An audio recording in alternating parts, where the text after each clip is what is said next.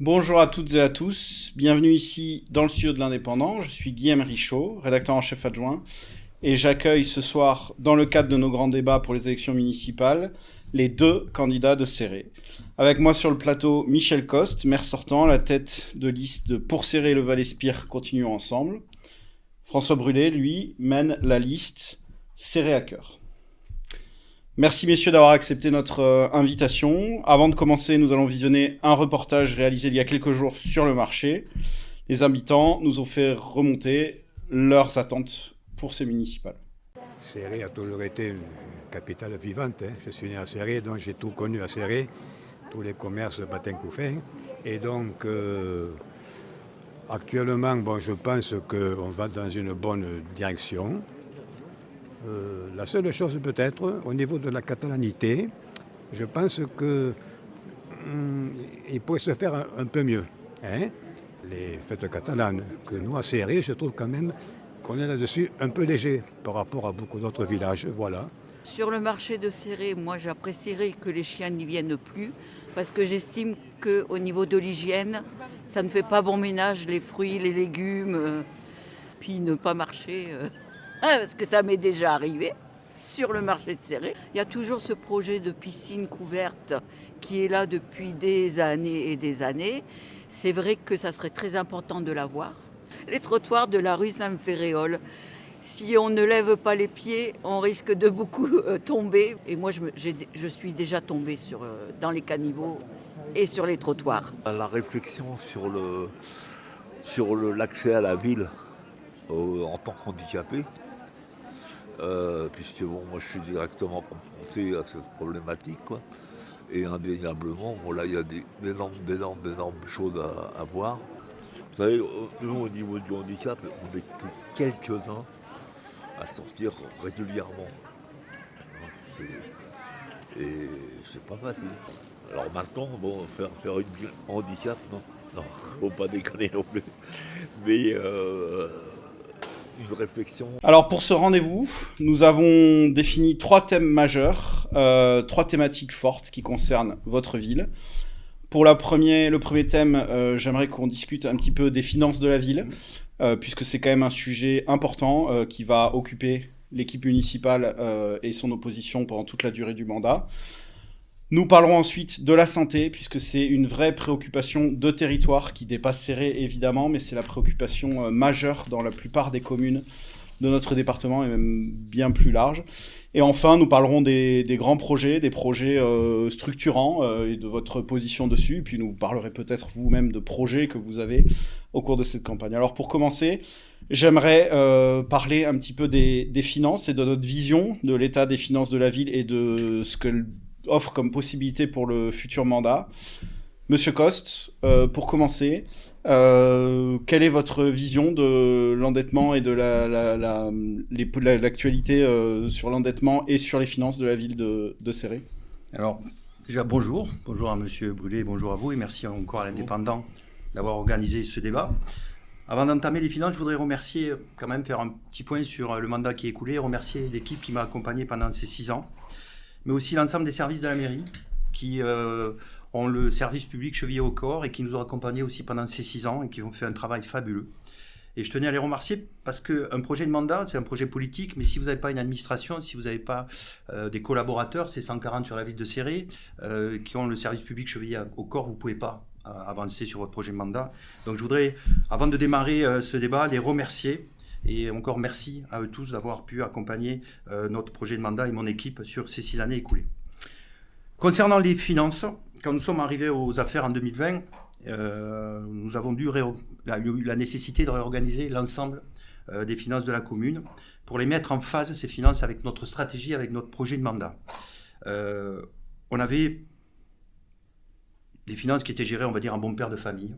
On a trouvé des finances, un budget qui était voté en début d'année, mais qui n'était pas suivi dans sa réalisation pendant l'année. Donc on a mis ce qu'on appelle une comptabilité analytique, une gestion d'engagement, une comptabilité d'engagement, c'est-à-dire que chaque euro dépensé a été budgétisé, ce qui n'était pas le cas avant qu'on arrive.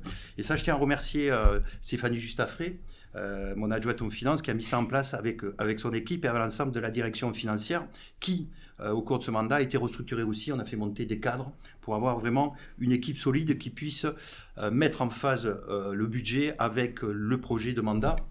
Si on parle concrètement. Alors, si on parle concrètement, voilà. Donc, on est arrivé, on avait à peu près, sur l'ensemble des budgets, donc le budget général plus les budgets annexes. Les budgets annexes, c'est le budget de l'assainissement, c'est le budget du musée, c'est le budget de la résidence administrative, parce qu'il ne faut pas oublier que Céré a un rôle de centralité, on est sous-préfecture. Donc, on a des frais de sous-préfecture liés à notre rôle de centralité, de chef-lieu. Donc on a tous ces budgets annexes, c'est à peu près 16 millions d'euros de dettes sur ces budgets-là. À la fin du mandat, aujourd'hui en 2020, on est à pratiquement entre 10 et 11 millions d'euros. On a aussi baissé, donc ça c'est l'ensemble de la dette sur l'ensemble des budgets, et on a aussi baissé la dette sur le budget général, puisqu'on est arrivé en début de mandat, il était à 8,3 millions d'euros. Aujourd'hui, il est passé à 7,3 millions d'euros. Aujourd'hui, l'effort qu'on doit consentir sur les années à venir, c'est pouvoir dégager plus d'excédents de fonctionnement pour pouvoir financer nos investissements. On n'a pas voulu creuser la dette, bien au contraire, on est encore sur une situation où la dette va s'éteindre petit à petit, ça va nous donner des marges de manœuvre, mais il faut aussi qu'on travaille sur les excédents pour pouvoir accomplir notre projet de mandat et le réaliser sur les 10-15 prochaines années. Nous, il faut qu'on l'initie sur deuxième mandat, puisqu'il y a des enjeux forts sur le territoire. Alors, on va parler des objectifs, mais avant, Monsieur Brulé, merci d'être là. Quelle est votre vision de l'état des finances de la ville ? Vous connaissez bien la ville, vous avez été mis en retrait sur le dernier mandat pour des raisons professionnelles, mais vous avez été élu auparavant et puis vous suivez évidemment de près l'actualité municipale. Bien sûr. Je n'ai pas tout à fait la même vision et les mêmes conclusions. C'est-à-dire que, pour moi, il y a eu une dérive qui a été nette, en tout cas, et sur les dépenses courantes et sur le fonds de roulement. Alors sur le fonds de roulement, nous avions un fonds de roulement qui s'est levé il y a peu encore à plusieurs centaines de milliers d'euros et qui aujourd'hui, en tout cas sur les chiffres qui sont à notre disposition, parce que je précise que nous n'avons pas accès aux derniers chiffres, mais nous en rapprochons. Sur les derniers chiffres que nous avons, le fonds de roulement est devenu négatif, à tel point que fin 2025, la municipalité a dû recourir à une demande de ligne de trésorerie d'1,5 million et d'un pré-relais aussi, c'est un besoin de trésorerie pour 800 000 Oui, bien sûr, on va le laisser finir, vous pouvez répondre. Pour 800 000 euros. Donc là, c'est déjà le premier point. Il me paraît important de le noter. Alors ça représente tout de même 2,3 millions d'euros. Une municipalité qui a des finances saines, à mon sens, n'a pas besoin de cet apport de trésorerie, parce que ça a un coût et ça coûte des intérêts que ne manque pas de reporter les établissements bancaires. Par ailleurs, je constate aussi une dérive nette sur les charges de fonctionnement, sur les dépenses en sorte. Et sur ces dépenses, je note qu'elles sont passées depuis 2020 de 7,6 millions d'euros à près de 10 millions d'euros. Bon. Donc, dans le même temps, je constate aussi, et vous l'avez tous noté, je pense, c'est une baisse de la population. Par ailleurs, corollaire aux finances publiques, sont aussi les impôts. Ces impôts qui sont passés, je parle des impôts locaux et uniquement des impôts locaux, et donc leur prélèvement a quand même une incidence sur le fait de la démographie, sur le fait que forcément le territoire va devenir plus attractif ou moins. Et donc sur le sujet, les impôts locaux, le prélèvement est passé de 4,6 millions d'euros à 6,2 millions d'euros, ce qui est plus que significatif.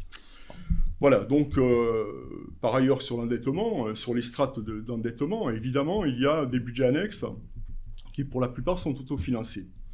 Mais sur le budget principal de la ville, ce que je note moi, c'est que cet encours de dette est de 1 053 euros par habitant, contre 750 euros pour les communes comparables de la strate. Voilà, je m'arrêterai là pour ce qui concerne ces finances. Alors, je vais revenir parce que... Les décisions de fin d'année... Alors, je ne voudrais pas qu'on noie les Cérétans dans des chiffres qui peuvent paraître pour certains, qui sont des béotiens très complexes. Je pense que M. Brulé oublie beaucoup de choses. On a eu une période très délicate avec des bases. Vous savez que la fiscalité, tous les ans, est augmentée d'une base. C'est l'État qui fixe dans la loi de finances. Et je voudrais rappeler à M. Brulé qu'on a pris pratiquement 25% d'augmentation de base entre la crise du Covid, entre la crise ukrainienne, où on a eu des bases qui sont augmentées de plus de 8%. Donc effectivement, les recettes fiscales ont augmenté de fait par les politiques mises en place par le gouvernement. Ensuite, toute collectivité, et j'en gère deux aujourd'hui, je gère la commune de Céré, mais je gère aussi l'intercommunalité, on a besoin de lignes de trésorerie. Pourquoi ? Parce que quand vous faites des dossiers de grande envergure, que vous faites des demandes de subventions, vous avez un décalage entre l'encaissement des subventions et le paiement des entreprises. Et la preuve en est, quand on parle par exemple du musée de Céré, qui a été, quand nous sommes arrivés, nous étions sur l'extension du musée de Céré, c'est à peu près 10 millions d'euros qui ont été investis. Les subventions, le musée de Céré, les travaux ont démarré en 2019 pour terminer en 2022. On a perçu les dernières subventions en 2024. Donc là, il faut avancer la trésorerie. Il faut avancer la trésorerie pour payer les entreprises. Donc c'est normal qu'on ait des lignes de trésorerie. Cette année, on a dû faire un emprunt relais parce que pareil, nous n'avons pas reçu les subventions et des opérations de cession immobilière ne sont pas arrivées en temps et en heure. Mais moi, je peux vous dire au Cérétan, c'est que les finances de la commune vont bien. Aujourd'hui, avant de venir, j'ai regardé la trésorerie de la commune. On est à plus de 1,5 million. Les salaires sont payés. La commune tourne. Et alors, sur le fonds de roulement, je vais revenir à ça. Si vous avez une trajectoire financière, si vous savez aller, si vous vous projetez, vous pouvez avoir une année où le fonds de roulement se dégrade parce que vous avez investi, c'est fort sur cette année-là. En 2024, on a investi pour 4,5 millions d'euros. Là, on a refait les voiries, on a entamé des gros projets. Donc voilà, pour moi, après, ça va être... Je ne veux pas qu'on rentre dans un débat de chiffres parce qu'on va faire les Cérétans. Moi, je veux qu'on rentre dans le projet. Concrètement, voilà, est-ce qu'aujourd'hui, vous estimez, vous êtes en place depuis 6 ans, vous espérez rester pour les 6 ou 7 prochaines années, ça n'a pas encore décidé puisque 2032 c'est une date aussi de présidentielle et de législative, donc on suppose que ce sera plutôt 7 ans. Est-ce que les finances peuvent vous permettre de mener un mandat avec un projet ambitieux ? Tout à fait. Monsieur Brulé, même question. Bon, je vais d'abord me permettre, si vous voulez bien, de rebondir très rapidement une phrase sur le sujet. Concernant ce fameux fonds de roulement, c'est pas qu'un aléa, parce que ce fonds de roulement était en 2018, alors évidemment, je remonte un peu, mais il était de 4 millions d'euros. On peut aller le chercher en 2015 aussi, monsieur Brulé, avançons là, on tourne en rond là. Et il n'a fait que diminuer. Voilà, il n'a fait que diminuer. Donc aujourd'hui, il est négatif, ce qui pose problème. Voilà, j'arrêterai là. Ouais. Vous pouvez arrêter là parce que... Sur votre projet, est-ce que l'état des finances peut permettre de mener un projet ambitieux quand même ? Bien sûr, parce que je n'ai pas dit encore et à ce stade que les choses étaient irréversibles. Maintenant, cette trajectoire doit être inversée absolument. C'est-à-dire que nous devons, sur le fonctionnement, avoir de la mesure sur les dépenses. Alors, je ne veux pas revenir sur le bail amphithéotique du château de Biray qui nous coûte 80 000 euros qui coûte moins cher que les photocopieurs de la ville de Céré, monsieur Brulé. Ne faites pas une fixation sur ce genre de projet. Et sur ce dossier-là, on est sur l'indice du coût de la construction et ça ne va faire qu'augmenter. Par ailleurs, ce n'est pas la seule dépense qui est relative à cette location de parc. Il y a aussi tous les aménagements qui ont été faits, des réseaux électriques, etc. Voilà, donc... ce sont des dépenses, mais là c'était un exemple parmi tant d'autres, et en tout cas cet exemple est significatif de dépenses que nous pourrions éviter en tout cas, tout au moins. Je vous proposerai de parler en dernier point des différents projets, alors que ce soit les projets sur lesquels on a envie de vous interroger, la piscine, le parc du château de Biray. Alors moi je voudrais revenir quand même, on va parler des projets, mais monsieur Brulé est critique, c'est très bien, il est dans son rôle. Par contre, moi j'ai vu son projet. J'ai vu une liste à la Prévert d'investissement. Quand je fais le total, je m'effraie. Alors quand c'est un monsieur qui veut raser gratis, qui dit qu'il va maîtriser les dépenses, qui va diminuer les recettes de fonctionnement de la ville et qui va engager pour plus de 30 ou 40 millions d'investissements sur la commune, je voudrais qu'il m'explique comment il va faire. Voilà. On en parlera après, mais... Si vous voulez répondre, vous pouvez. Non, mais je veux bien répondre rapidement. Sur le sujet, déjà, je ne pense pas que ce soit 30 millions d'euros et je pense que tous les investissements que nous prévoyons de réaliser, et nous l'avons dit hier dans une réunion publique, nous avons fait le compte de nos projets d'investissement qui sont, je pense, ambitieux mais réalistes.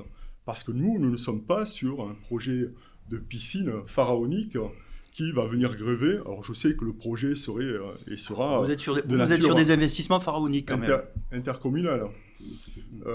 Voilà, et moi pour l'instant je parle encore de projets municipaux. Mais voilà, donc c'est toute la divergence que nous avons en tout cas, et moi je pense que je conduis en tout cas avec mon équipe des projets qui sont tout à fait réalistes et dont je pourrais vous lister l'entièreté de nos projets. Alors peut-être pas l'entièreté, mais on reviendra sur les projets après. J'aimerais qu'on parle de la santé. La santé, c'est un sujet hyper préoccupant. À Céré comme ailleurs, il y a très peu d'endroits où on fait ces débats, où les populations ne remontent pas une préoccupation pour la santé, que ce soit dans les Pyrénées-Orientales. On avait encore, il y a quelques jours, des études sur nos territoires où, bien plus d'ailleurs qu'en 2020, alors qu'on était en plein Covid, les attentes des citoyens sont sur la santé.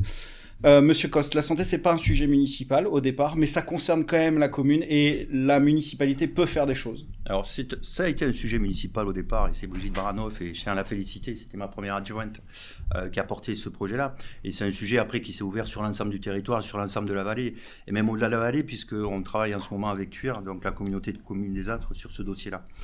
Vous le savez, nos territoires ruraux sont touchés par la désertification des médecins. On a en plus des populations qui sont vieillissantes et des médecins qui partent à la retraite qui ne sont pas remplacés. Donc on a une vraie désertification médicale. Je vais prendre pour exemple à Céré, quand nous sommes arrivés, 1400 Cérétans n'avaient pas de médecin traitant. Donc c'est dramatique pour une population qui tourne entre 7500 et 8000 habitants. Donc on a... Et il y avait aussi un risque de départ de la clinique Elsan, le groupe Elsan, qui est la seule clinique privée qu'il y a sur le territoire du Val-Espire. Donc avec Brigitte, nous avons travaillé et avec le Haut-Val-Espire, puisqu'on a mis la première étape qui a été faite, c'était la création d'un contrat local de santé, donc entre le Haut-Val-Espire et le Val-Espire, pour avoir une vraie réflexion sur la problématique de santé. On a nommé un chef de file, une collaboratrice qui a porté ce projet pendant 2 ans. Et aujourd'hui, nous avons pu créer sur Céré une maison de santé portée par la région et le département et la ville de Céré.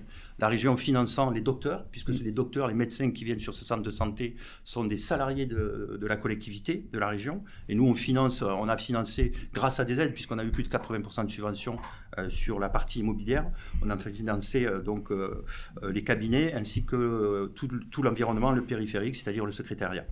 Aujourd'hui, c'est plus de 5000 consultations en moins d'1 an qui ont été réalisées sur ce centre de santé. C'est 4 médecins qui sont sur ce centre de santé et c'est plus de 500 Cérétans qui ont maintenant un médecin attitré. Alors, on me critique, on dit, l'équipe de François Brulé me critique en disant que c'est un centre de santé provisoire. Le bâtiment n'est pas provisoire, le bâtiment est définitif, c'est la taille du centre de santé qui est provisoire, parce qu'il va grossir. On est à côté, comme je vous l'ai dit, de la clinique privée Elsan. On a créé vraiment un pôle de santé autour de cette clinique. On a le centre de radiologie qui est implanté et qui s'est agrandi avec une IRM. On a le laboratoire d'analyse qui est en centre-ville, qui va venir sur ce pôle de santé, puisque nous allons récupérer la maison de retraite, puisqu'on a construit une nouvelle maison de retraite, donc ça libère cet espace-là. Et le bas de l'ancienne maison de retraite, maintenant, va servir à l'agrandissement du centre de santé. On espère avoir des spécialistes, et je sais que Brigitte travaille beaucoup là-dessus, qui vont venir intégrer ce pôle de santé. On fait des logements pour les médecins, parce que ça manque aussi, pour les internes qui viennent, et pour des médecins qui viennent faire des consultations quelques jours par semaine. Voilà, donc ça c'est sur le territoire de Céré, sur la ville de Céré. Concernant l'intercommunalité, on a mis en place quelque chose de très original qui est unique dans le département, un médicobus. C'est-à-dire un bus qui est médicalisé, donc, qui est équipé d'une salle d'attente avec infirmiers et médecins et qui vont amener au plus près de nos concitoyens la santé et qui circulent donc sur les 3 intercommunalités qui sont le Haut-Val-Espire, le Val-Espire et les Aspres. Monsieur Brulé, la question de la santé est évidemment une préoccupation qui remonte tout au long de votre campagne. Bien sûr, évidemment, et on ne peut que se féliciter que d'avoir ce centre médical actuellement. Cela dit, moi je voudrais revenir sur plusieurs éléments, et oui, notamment sur le subventionnement. Bon, tout ça, ne l'ignorons jamais. Tout ça, ce sont des deniers publics qui sont l'argent des contribuables. Parce qu'on me dit toujours, oui, mais moi j'ai financé avec la région, moi j'ai financé avec le département, moi j'ai financé avec l'État. Très bien, mais c'est notre argent. Et donc, au bout du bout, c'est de l'argent public. Et ça, je ne pense pas qu'il faille l'ignorer. Par ailleurs... en quoi ce qu'il y a de scandaleux que l'argent public finance la santé, monsieur Brulé ? Je suis très étonné, justement, qu'on dise que le centre de santé actuel, construit dans un Algeco, est pérenne. Ou alors j'ai mal entendu, peut-être qu'il s'agissait d'autre chose. Je pense que vous avez mal entendu. Oui. C'est ce que j'ai noté. Donc, franchement, construire un centre de santé au bout de 4 ans, après 4 ans de mandat, en 2024, dans un Algeco, 300 000 euros, alors quelles que soient les subventions, c'est de l'argent public, refaire le parking pour 96 000 euros, c'est-à-dire près de 400 000 euros, je pense qu'on aurait pu, en attendant aussi longtemps, faire quelque chose d'un petit peu plus pérenne. C'est mon sentiment. Est-ce qu'un projet en dur est prévu, Monsieur Coste? Et je vais réexpliquer. Le centre de santé actuel est un centre de santé pérenne qui jouxte la clinique de santé. Et la maison de retraite, et M. Boulet la connaît très bien, l'ancienne maison de retraite est à 20 mètres de ce centre de santé ou 30 mètres à vol d'oiseau. Cette maison de retraite qui va être vidée de ses occupants, puisqu'on a créé un nouveau centre, un nouvel EHPAD au niveau de Nogaret qui va être inauguré au mois de mars, va se libérer plus de 8000 mètres carrés de surface de terrain. Le projet de la collectivité, c'est sur la partie basse. Non, pas transférer. C'est d'étendre le centre de santé. Voilà. D'accord.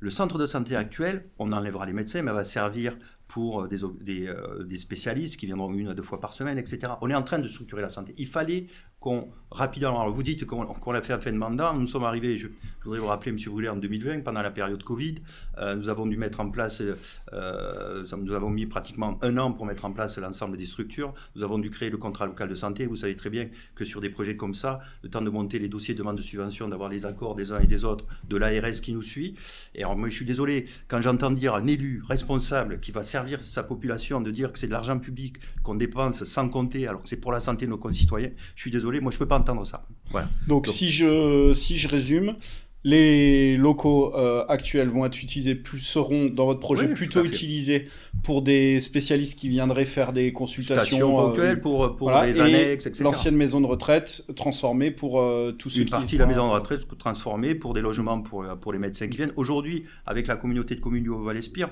on loue une maison. On loue une maison qui est à proximité de la clinique pour loger les médecins qui viennent en consultation ou les externes qui viennent remplir le centre de santé. Aujourd'hui, c'est 4 médecins plus des externes. On a une sage-femme qui vient aussi, on a des spécialistes qui vont venir, ophtalmo, etc., etc. Monsieur Brulé, quels sont vos projets sur la santé? Déjà, excusez-moi, je ne voulais pas vous interrompre, mais vous m'avez interrompu dans mon propos puisque je n'avais pas tout à fait terminé. Et concernant Celgeco, donc le bail est fixé jusqu'en 2029, c'est-à-dire demain, et rien ne dit, à part la liste municipale actuelle, que ce soit prorogé à l'avenir. C'est-à-dire qu'en 2029, il va falloir voir ce qui se passera. En tout cas, parce que vous le savez, le groupe Elsan a serré un projet de dialyse notamment et a besoin de place. Bon, ça, c'est la première des choses. Ensuite, voilà, je rappelle que je dis pas que je ne nie pas le fait que la santé a un coût, absolument pas. Ce que je veux redire, c'est que le mode de subventionnement, on a l'impression que c'est rien parce qu'on est subventionné, mais lorsqu'on est subventionné, c'est de l'argent public. Voilà. Et ce n'est pas rien, Monsieur Brulé, mais c'est de l'argent qui est utile à nos concitoyens. Je ne peux pas entendre ces arguments-là. C'est ce que je viens de dire exactement. Non, c'est pas ce que vous voulez dire.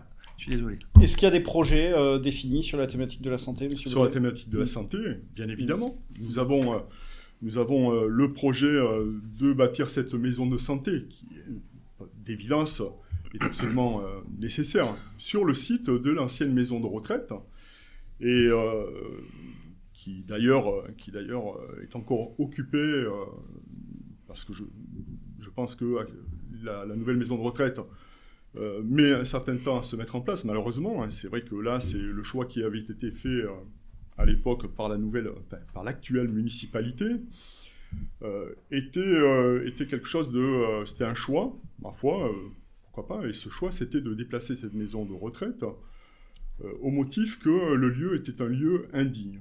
Voilà, donc cette maison de retraite a été déplacée, ça a coûté beaucoup d'argent, et aujourd'hui, voilà, les patients, les résidents sont toujours dans l'attente. Mais par ailleurs, un projet immobilier a vu le jour à cet endroit précis. Donc d'un endroit indigne, nous sommes passés à un endroit qui apparemment doit devenir le Céré de demain, si j'ai bien compris, qui doit devenir aussi une deuxième centralité, alors que déjà la première centralité souffre.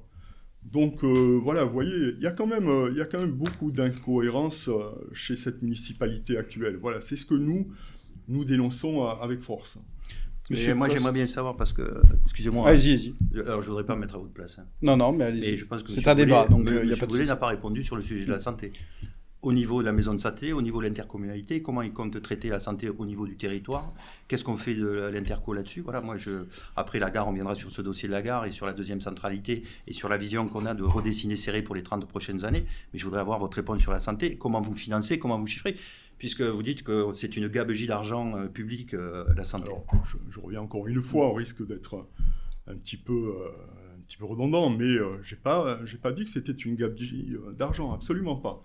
J'ai dit que simplement, lorsqu'il y a des subventions, il ne faut pas faire penser aux habitants d'un territoire que, ma foi, on s'en sort très bien et que donc, si c'est la région qui a payé, ben, c'est rien, et si c'est le département qui a payé, c'est pas grand-chose non plus. Pour que la Moi, je ne région suis pas paie, d'accord. pour que la région paie, que le département paie et que l'État paie, c'est que le projet a du sens pour le territoire et pour les habitants. Oui.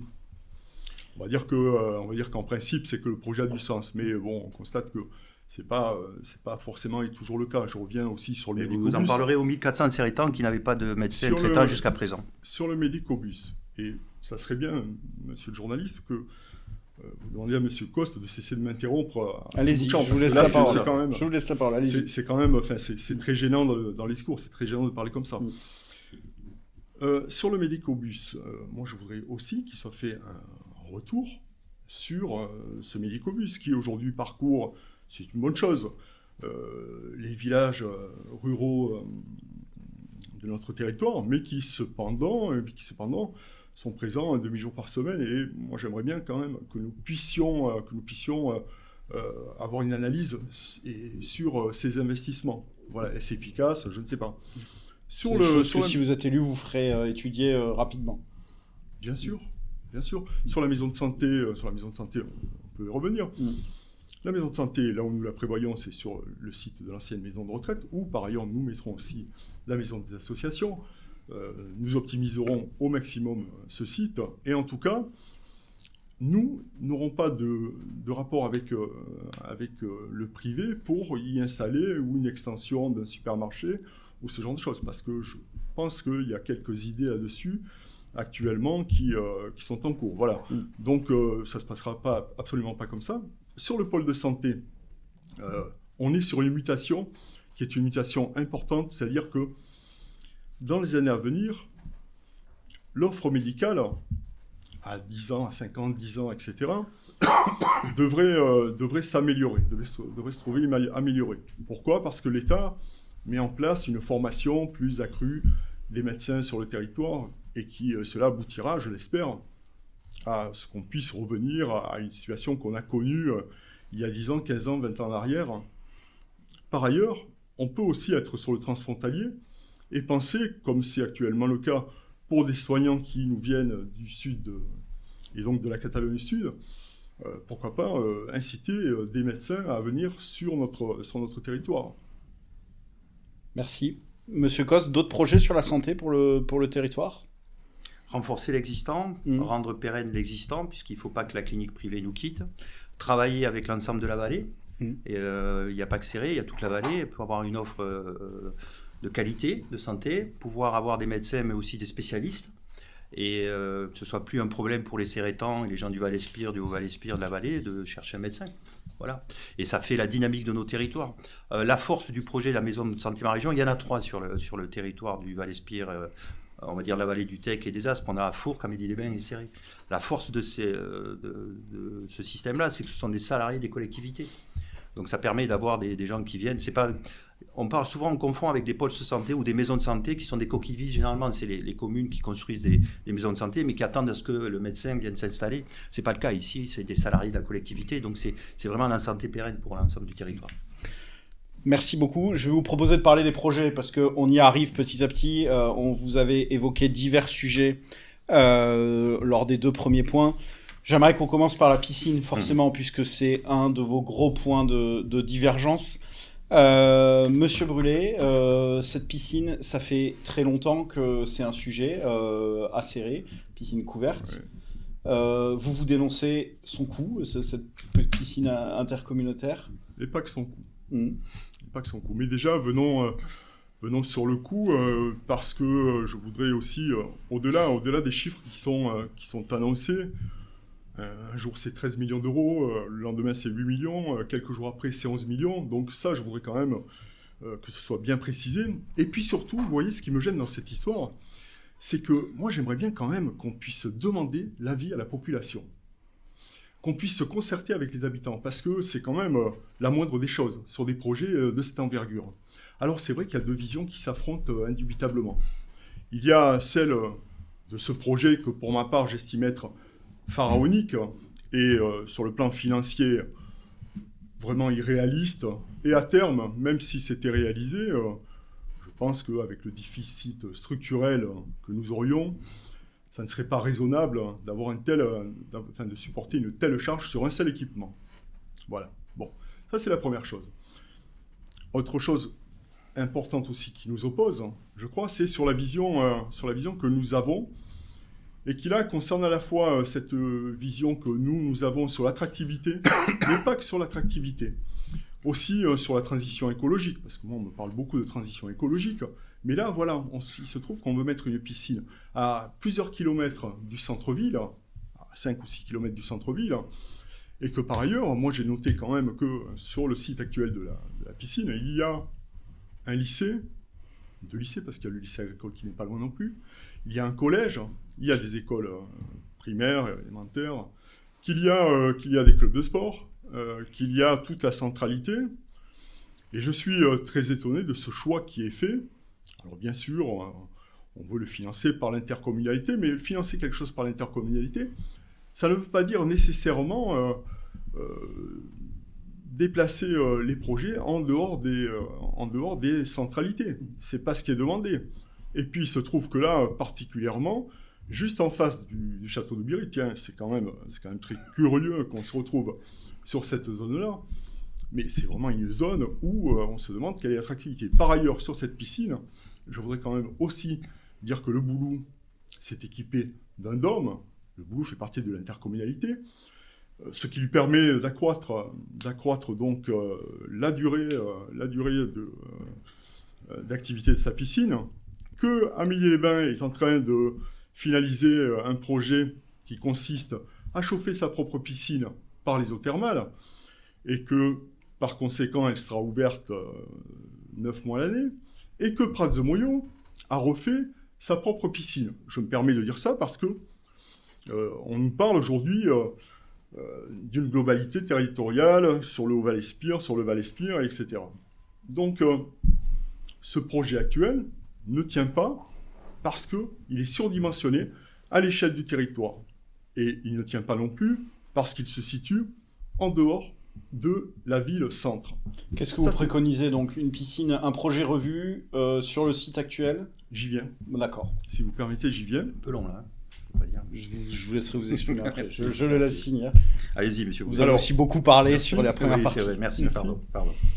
Alors, donc, ce que je veux dire ici, c'est que une population qui a sa piscine, sa propre piscine, son propre équipement, ne va pas aller sur un autre équipement en principe. Ça, c'est la première des choses.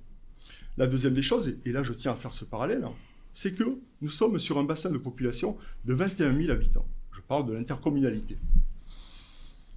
À Perpignan, il y a 2 piscines. Il y a donc ces 2 piscines, et dans un bassin de population de 280 000 habitants. Ces piscines accueillent par an 300 000 visiteurs. La municipalité actuelle, dans ce projet intercommunal, prévoit d'accueillir 100 000 visiteurs. C'est inatteignable. C'est tout comme, lorsque je l'ai entendu ou lu, ce que nous avions sur les Splendeurs de Chine, avec 300 000 visiteurs, ou 200 000. le reste. Bon. Quel est votre projet à vous alors? Parlons Notre de projet. Notre projet à nous, c'est de reconstruire sur le site. Voilà, de reconstruire sur le site. Ça a été chiffré. J'ai même une note tarifaire. Voilà. Et moi, j'aimerais aussi qu'on m'explique comment on va pouvoir financer un personnel qui va être d'environ, si j'ai bien compris, c'est 20 personnes. comment on va pouvoir financer tout ça. Donc, mais On va poser la question à Monsieur voilà, Coste. j'aurais encore Voilà. d'autres choses à Alors, vous dire ouais, sur le sujet. alors, Monsieur Coste, la piscine. Alors, Vous connaissez très bien le juste sujet. que je voudrais que monsieur Brûlé, parce qu'il me parle de même personnel, lui, comment il va financer le fonctionnement de sa piscine? Je voudrais qu'il m'explique ça. Parce que si j'ai bien compris, ce sera une piscine municipale, parce que je vois pas. Ou alors je prends la parole et après on aura un échange là-dessus. Oui, j'aimerais Alors, bien que vous déjà vous Je pense que répondiez. monsieur Brûlé, Voilà. vous êtes parti trop longtemps de serrer, parce que la concertation, elle a eu lieu. Elle a eu lieu en 2020, et la première chose qui est sortie en 2020, quand on a fait une concertation dans le cadre de la campagne 2020, le premier projet qui est ressorti de cette concertation, c'était la piscine à 92%, la piscine couverte intercommunale. Cette piscine, combien elle va coûter? Déjà, vous êtes Elle va président de coûter l'agglo, vous toute maîtrisez le carrossée. sujet. Après, c'est un projet qui va arriver à terme, qui sera inauguré en 2029. Elle va coûter 11 millions d'euros, tout carrossé, c'est-à-dire le foncier, les études. Alors, il y avait le effectivement bâtiment. eu plusieurs chiffres. Il y avait d'abord un chiffre Alors, de le 13 bâtiment, millions.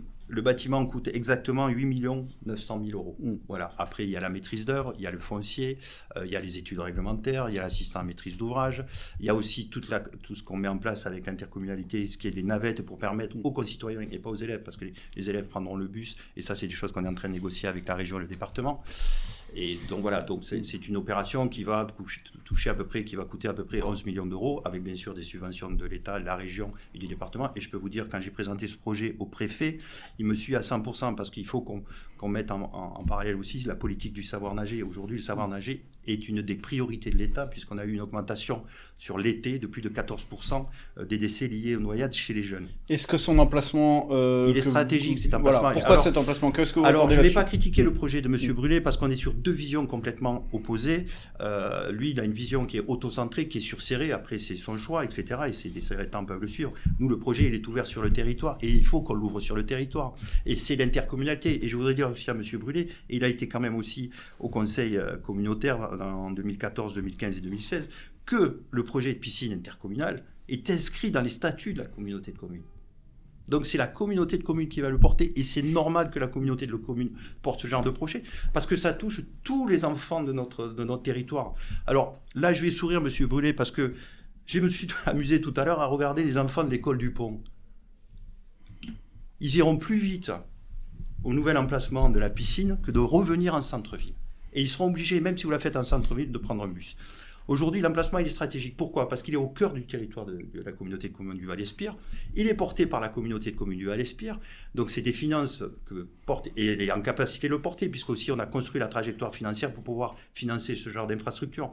Parce qu'il faut savoir, alors, je ne veux pas faire long, mais quand je suis arrivé, on avait une communauté de communes de guichets. C'est ce que veut un peu M. Brûlé, et c'est triste, parce que je pense qu'il partageait la même vision que moi en 2014, quand nous étions ensemble et que nous avions fait campagne ensemble. C'est-à-dire une communauté de communes de guichets, c'est-à-dire toutes les communes arrivent et se servent pour leur projet personnel. Il n'y a pas de vision de territoire. Si on continue à ne pas avoir de vision de territoire, on va mourir. Nos territoires vont mourir. Nous sommes arrivés aux commandes en 2020, j'ai pris la présidence de l'intercommunalité avec la forte volonté de transformer cette communauté commune de guichet en une communauté commune de projet structurant pour le territoire. Et là-dessus, le préfet, quand je lui en ai parlé, il m'a dit « je vous suis à 200%. » Donc, ce projet est dans les rails. Il va desservir l'ensemble du territoire. Son lieu est stratégique parce qu'il est sur la RD 115 et sur le futur rond-point du projet de viaduc pour Céré. Donc il va relier la rive droite et la rive gauche du Tech, donc permettre aux villes comme Le Perthus, l'Écluse, l'Albert de basculer sur cette piscine. Il est central par rapport à Saint-Jean, Le Boulou, Céré, et même pour le Haut-Val-Espire, parce qu'on a déjà des contacts avec les communes du Haut-Val-Espire au niveau des écoles pour pouvoir amener, lorsque cette piscine sera ouverte, amener leurs enfants prendre des cours de natation. Donc ça va servir effectivement au collège de Céré, aux écoles de Céré, aux écoles élémentaires de Céré, mais aussi à celles du Perthus, à celles de Saint-Jean, à celles de Reynès, à celles du Boulou, au collège du Boulou. Donc quand on parle de 100 000 entrées, on parle de 100 000 entrées parce qu'on va avoir une masse d'enfants et de bus qui vont venir à la piscine, et le lieu est idoine pour ce genre de transport, c'est-à-dire que les bus vont converger à cet ensemble, parce que si on doit faire venir plus de 50 bus, déjà tous les jours il y a plus de 50 bus qui viennent sur le collège et le lycée de Céré, si on doit en plus ramener des bus pour desservir la piscine de Céré, c'est-à-dire des enfants de Montréal-Saint-Jean, ça va être, au niveau sécurité, ça va être une catastrophe. Donc voilà, donc ce projet est financé il est sur les rails, il est porté par l'intercommunalité, il va répondre aux politiques de service, aux politiques publiques. On a déjà eu des discussions avancées avec la DTM, les services de l'État, par rapport à l'environnement. En termes de consommation d'eau, on va être sur quelque chose de très vertueux, puisqu'on va être à moins de 70 litres par nageur, alors qu'aujourd'hui, sur nos piscines actuelles qui sont obsolètes, on est à plus de 280 litres par nageur. Donc voilà, on est sur un système vertueux. Au niveau consommation d'énergie, je pourrais vous en parler pendant des heures, parce que ça fait 1 an et demi qu'on bosse sur ce dossier. Alors bon, je ne savais pas que M. Brulé avait dans son équipe des ingénieurs spécialisés. Sur le fonctionnement, parce que vous avez posé la question, je la reposerai à M. Brulé sur son projet à lui, sur le fonctionnement, le budget de fonctionnement de cette piscine, comment on peut la rentabiliser? Et est-ce qu'il faut la rentabiliser? Alors, il ne faut pas, c'est un service public. C'est comme la santé. Par contre, il faut, et là je rejoins M. Brulé, il faut faire attention aux dépenses d'argent, donc on va minimiser le fonctionnement. Ça passe par un système d'énergie renouvelable, ça passe par les géothermies, ça passe, comme je vous l'ai dit, par une consommation d'eau qui est rationalisée. En plus, on a un système de récupération des eaux. Aujourd'hui, les piscines actuelles, on rejette les eaux de recirculation sont rejetées directement dans les eaux usées. Alors qu'ici, on va les récupérer, elles vont être retraitées, elles vont permettre de laver les voiries, etc. Quel projet de gestion? Gestion communautaire gestion en régie ou gestion en DSP, c'est un projet qui va être débattu en conseil communautaire. On va faire des études pour ça. D'accord. Après, on va aller à ce qui nous paraît le plus intéressant pour la communauté de communes. Et effectivement, c'est entre 19 et 20 collaborateurs qui seront embauchés par la communauté de communes. Monsieur et Brulé, je tenais juste à dire que cette charge, la ville de Céret ne l'aura plus. Aujourd'hui, la piscine en exploitation coûte 150 000 € pour 2 mois d'ouverture à la ville de Céret. Monsieur Brulé, votre projet à vous, c'est donc de revoir cette piscine. Si vous permettez, avant même le projet, si vous permettez, donc moi je dirais que, bon, évidemment, il y a l'école du Pont, mais bon, je ne pense pas que ce soit plus compliqué de faire remonter les enfants du Pont au centre non, mais quand vous me parlez d'écologie, monsieur Brulé, vous me faites sourire. Voilà, mais très bien. Voilà. Excusez-moi, je vous coupe. Votre projet, oui, laissons-le expliquer son projet. Voilà. Donc, attendez, allez-y. J'ai encore quelques éléments à avancer, si vous voulez bien. Il reste plus beaucoup de temps, donc il faut qu'on... Oui, bien sûr, mais bon, je pense qu'il faut quand même laisser le temps de parler, tout de même. Ensuite, pour revenir au projet de la municipalité actuelle, très rapidement. De l'intercommunalité, s'il vous plaît.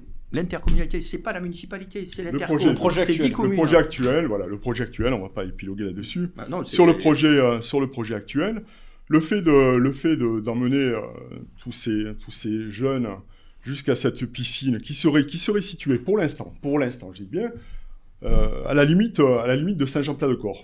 Vous savez, on n'apprend pas à nager dans un bus. Hein, c'est-à-dire que les enfants vont passer la moitié de leur temps sur les trajets. Ensuite, et je viens sur notre projet. Je pense que c'est important de parler de votre projet parce qu'il y a quelque chose de très important. Les Cérétans veulent savoir connaître votre projet, monsieur Brulé. Moi, je voudrais savoir si tous les éléments sont là qui permettent actuellement de construire cette piscine là où elle est prévue. C'est-à-dire qu'aujourd'hui, à ma connaissance, il n'y a pas de document opposable sur le PLU le permettant. Il n'y a pas d'autorisation administrative. On n'est pas prêt d'obtenir un permis avant 24 mois. Qu'est-ce que vous en savez, monsieur Brulé? Qu'est-ce que vous en savez? Mais non, mais parlez-moi de votre projet. Allez-y, parlez-moi de votre projet. Si vous voulez. Je vous laisse finir. De plus, c'est situé en zone agricole. Selon le PLU, ce qui impose de démontrer la compatibilité avec les activités. Vous pourrez répondre, mais je voudrais quand même le laisser finir. Oui. Je voulais quand même le laisser finir. Et la loi montagne, et donc il y a une nécessité sur la continuité de l'urbanisation. Il n'y a pas de maîtrise du foncier. Il y a une modification envisagée, déclaration de projet valant mise en compatibilité. On est en zone de coupure verte dans le SCOT. Alors là, il va falloir qu'on m'explique comment on fait. Parce que là, on est sur des interdictions, sur des constructions non justifiées par un besoin impérieux et non réalisables par ailleurs. D'où la révision de SCOT qui devient nécessaire sur le projet. Alors moi, on me dit 2029, le début 2029, ou la fin des travaux, je ne sais plus, ça me paraît plus que compliqué sur le territoire de la commune de Céret. Monsieur Koch, je vous laisse répondre, ensuite vous présentez votre projet. Avoir le projet de monsieur Brulé, ça m'intéresse. Je vous laisse répondre sur le SCOT. Alors sur le SCOT, j'ai rencontré monsieur Antoine Parra, qui est le président du SCOT. On est en train de faire une modification sur le SCOT. Concernant le lézard, parce que vous allez parler du lézard ocellé, on est avec la DTM, on travaille là-dessus. Ce qu'il faut que vous compreniez, vous ne voyez pas de frein, en tout cas, mais non, parce mais je pense que M. Brulé, à un moment donné, c'est comme la santé. C'est une priorité pour l'ensemble des institutions et pour l'État. Donc à un moment donné, quand les choses deviennent d'intérêt général, on trouve des solutions. Concernant les arrocelés, il y aura des compensations qui seront mises en place. Surtout qu'on n'impacte pas sur le projet, puisque c'est sur des murs en pierre sèche. Concernant la loi montagne, on fait ce qu'on appelle une déclaration de projet. On l'a fait pour la maison de retraite, et on a eu les autorisations des services de l'État.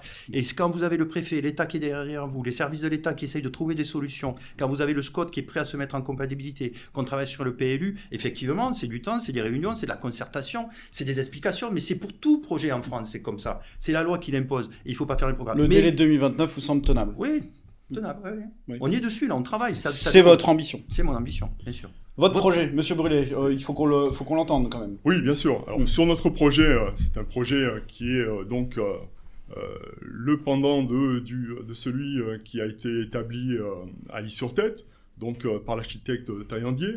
Ce projet, c'est 5,9 millions d'euros, donc on est quand même loin des standards qui sont avancés aujourd'hui. On n'est pas du tout sur des réfections de voirie, parce qu'on n'en parle pas, mais il va falloir quand même créer des bretelles d'accès. Parlez-moi de votre projet, Monsieur Brulé, s'il vous plaît.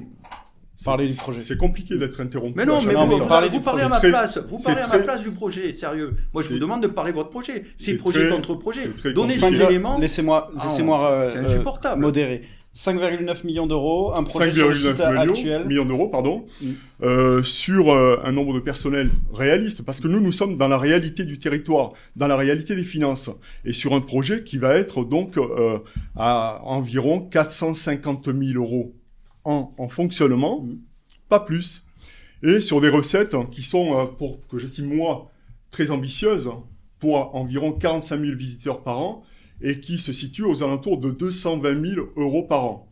Un petit peu plus. Et un projet faisable en combien de temps? Parce que le sujet, il est là aussi. Mais on peut démarrer immédiatement. C'est pas, on n'a pas besoin là de repasser par le SCOT, parce que ça ne va pas se faire, ce projet, là où il est prévu actuellement. C'est clair. Sur notre projet, nous avons même, nous, été jusqu'à introduire une note tarifaire, parce qu'il ne s'agit pas ici